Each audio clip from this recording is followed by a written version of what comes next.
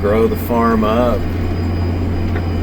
You know, one thing I forgot to mention is I also, actually at the advice of my father, well, let's be honest, he just went and bought one. We got a roller crimper this year. And so I like to see fields like this.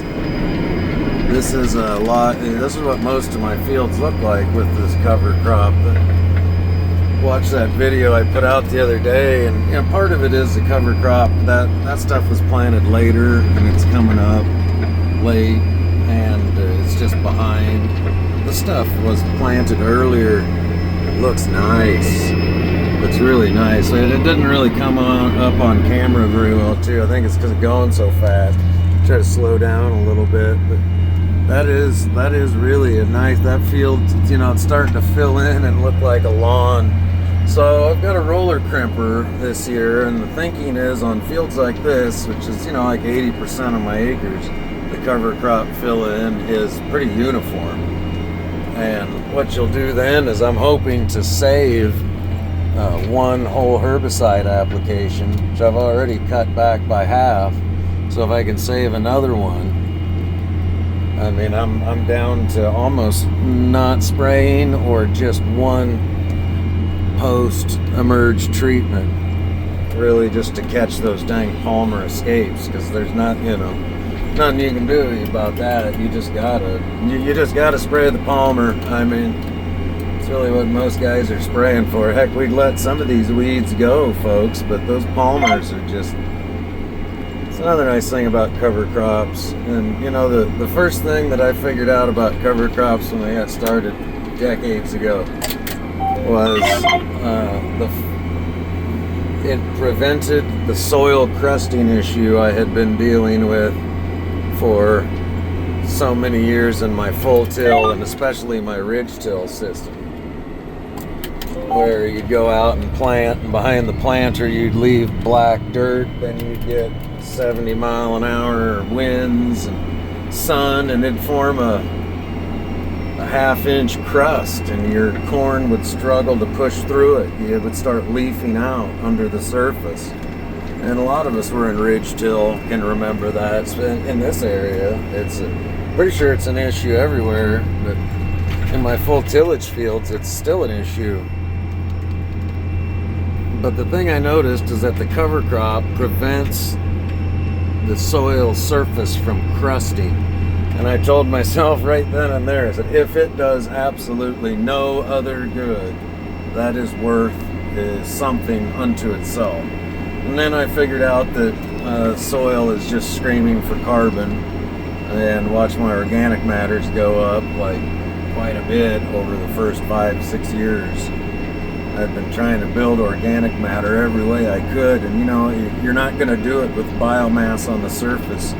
You cannot till surface biomass into your soil and add organic matter. It just, at least I can't. I mean, maybe one of you guys has got the magic field cultivator or magic tillage machine. Comment below, let me know. I'll look into it for sure. But anyway, we'll see how this roller crimper works out. Like I said, my objective there is to save a herbicide application, which would be quite cost effective this year. I mean, that roller crimper basically cost me about 1/3 of what it cost me to spray all of my corn acres one time. So if I can take the majority of my acres and roller crimp it, wow. Let's see if we can get off those herbicides a little bit. So stay tuned, folks. Setting up the planter with the squeeze pump so we can blurp biologicals out all over the seed. And we're not going to have one of those little 5-gallon systems that plugs up all the time. We're going to have a big massive squeeze pump system so we can mix molasses. We can play with the thick stuff. We can apply cheese with a squeeze pump. Yeah, it's not going to be as exact or precise, but you know what? just dumping biology in there, basically. Getting that crop off to a good start. I found that's a lot better than putting anything on with the salt in furrow. I really am not a big believer in furrow fertilizer application, actually. I haven't been doing it for, I don't know, a decade. First of all, seed treatments are pretty good these days, and you can get a lot of biological stuff on there.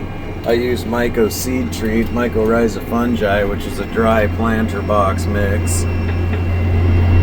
So you can see, like right here on the end, you know how the rye is just not quite as pronounced and filled in?